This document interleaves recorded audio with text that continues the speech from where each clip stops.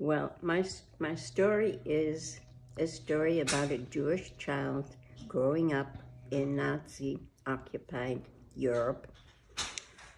From mostly in my early childhood, that was the period of the Holocaust.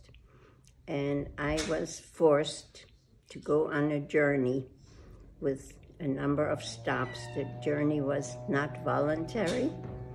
It was all by command, and that's the beginning of my story.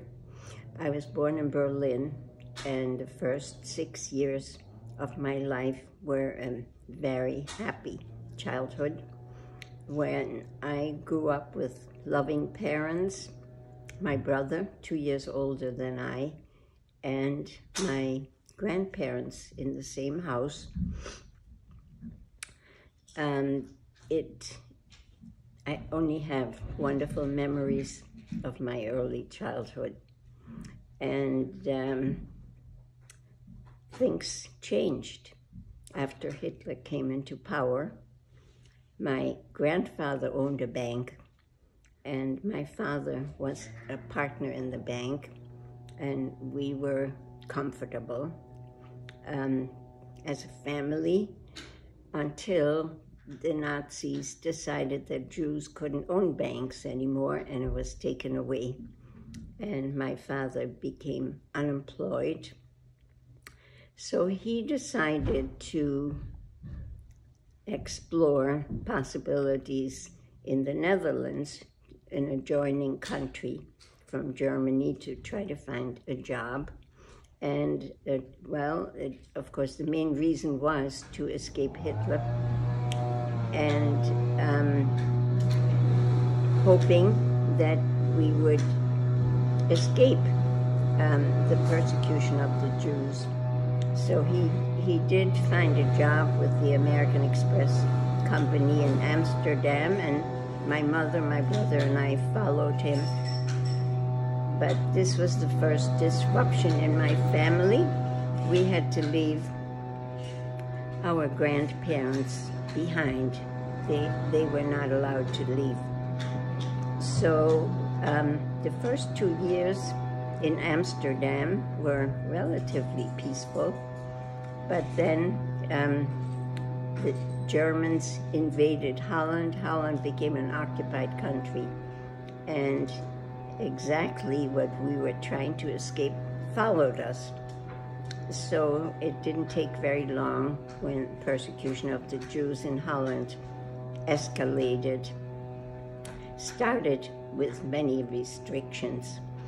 Jews prohibited from all kinds of public institutions like museums, movie houses, public transportation, swimming pools, parks, all that kind of thing. And gradually, things became worse and worse for Jews. We had a curfew at night. We weren't allowed to visit the homes of people who were not Jewish. They were not allowed to come to our house. My best friend happened not to be Jewish, so we could only be together playing out on the street. Then Jewish children were expelled from public schools, had to go to a Jewish school. This, after a while, became very sad because more and more of the school benches were empty because of the deportation.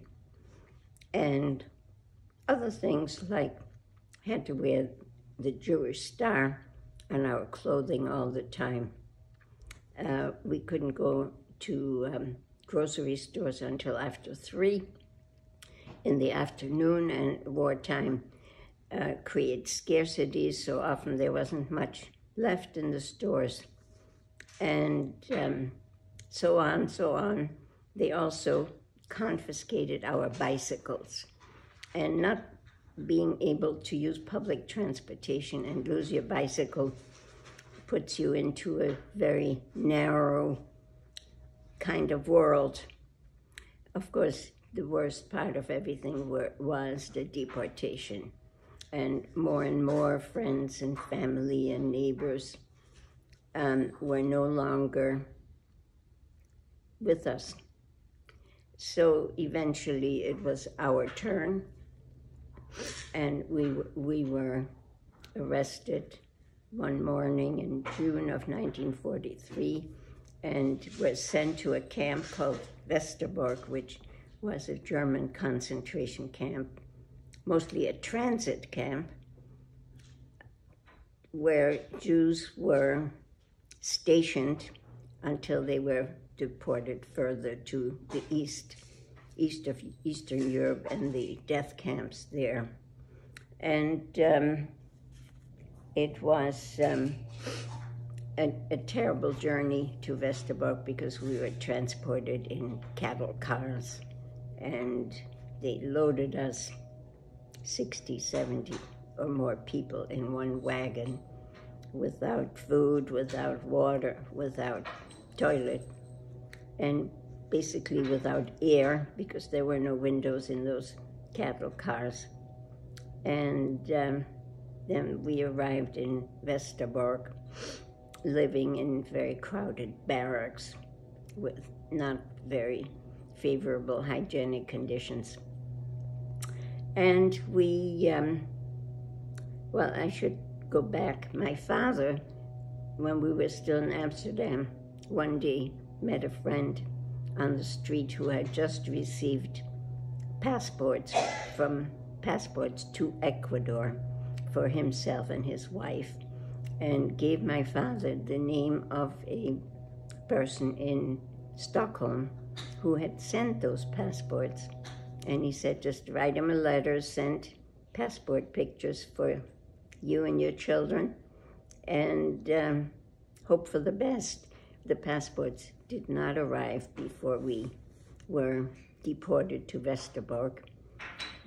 But after we were in Westerbork for about 8 months, less probably than that, a package arrived, and the package contained 4 passports to Ecuador, and that made an enormous difference because our status in Westerbork changed. We were no longer just Jews, we became exchange Jews. And that referred to a foreign policy the Germans had passed, that Jews who had passports to Allied countries would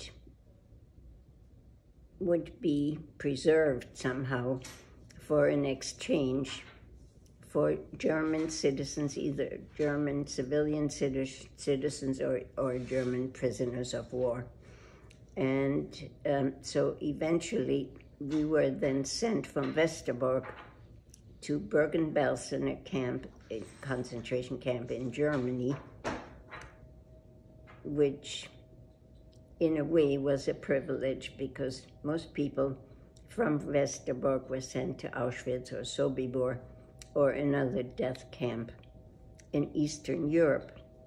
And we were told we wouldn't be there very long in Bergen-Belsen because we would be exchanged. And also they said it would be a better camp than Westerbork. We tried to believe that on our journey from Westerbork to Bergen-Belsen, but upon arrival, we saw right away this wasn't going to be a better camp. And it was a horrible camp. The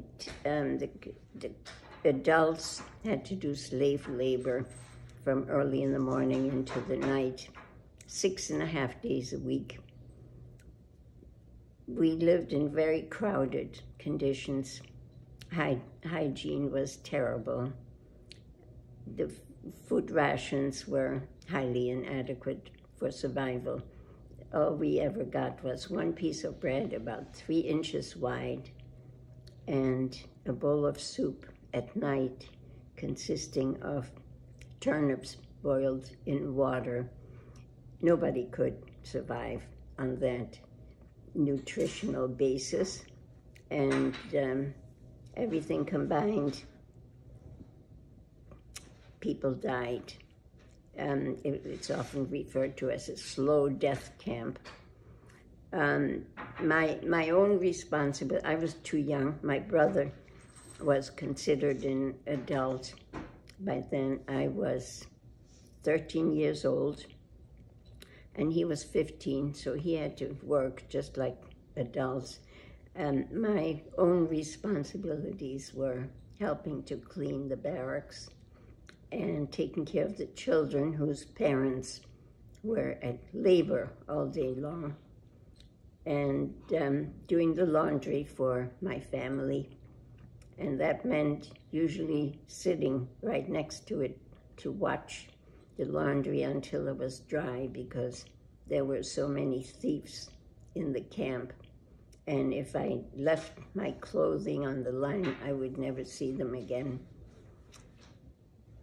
Taking care of children was a very sad affair, because children were undernourished, they were hungry, often they were sick, they were scared because their parents were gone all day, every day, and we didn't have toys or music or a playground or anything to amuse these children. So life was rough. And we were waiting for the exchange, but nothing ever happened. Many people in Bergen-Belsen were in that category of exchange Jews. And we arrived there in February of 1944. The first exchange that occurred was in July, when a group of people went to Palestine and were exchanged for German missionaries there. That gave us some hope. If they made it, then maybe we would ultimately be getting out of Bergen-Belsen. But our turn really didn't come until January of 1945, late January. We had been there almost a year, barely surviving. My father had pneumonia, from which he never recovered. That was early in our stay there in Bergen-Belsen. My mother became ill and became bedridden, couldn't get up anymore, and I was taking care of her. So life was pretty desperate, with watching our parents' health deteriorating, worrying about them, and trying to fight disease. Everybody had lice, body lice, and lice transmitted infectious diseases. So there were a number of epidemics like cholera, polio, typhus was a big killer in Bergen-Belsen, and dysentery and other kinds of diseases. Most people were sick all the time. And so we became increasingly desperate. But then in January of 1945, there was an announcement that people who had passports to foreign countries needed to be screened by a doctor. And to make a long story short, it was a miracle that the